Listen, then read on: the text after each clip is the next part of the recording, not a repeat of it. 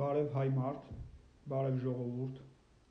այսօր իմ խոսքը ուղղված է Արցախահայությանը։ Ես պատասխանատու կերպով հայտարարում եմ, որ բոլոր արցախահայերին պետք է տրամադրվի անվճար բնակարաններ։ Նրանց զրկել են, նրանց եւ մեզ բոլորիս զրկել են հայրենիքից, նրանց զրկել են տնից տեղից։ Ուրեմն Հայաստանում, Հայաստանի Հանրապետությունում նրանց պետք է բոլորին տրամադրվի անվճար բնակարաններ։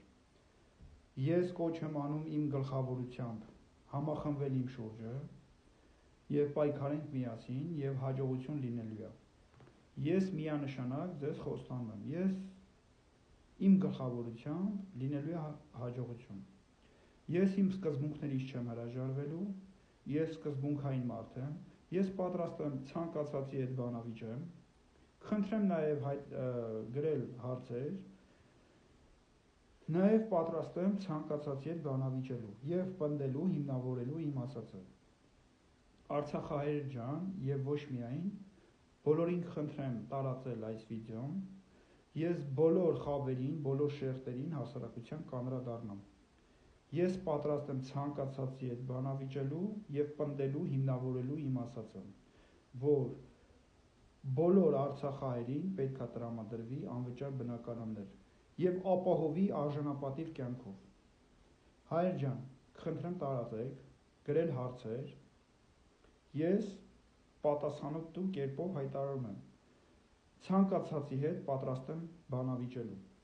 Ես իմ սկզբունքներից չեմ հրաժարվելու։ Այս հայրենիքը, Հայաստանի Հանրապետությունը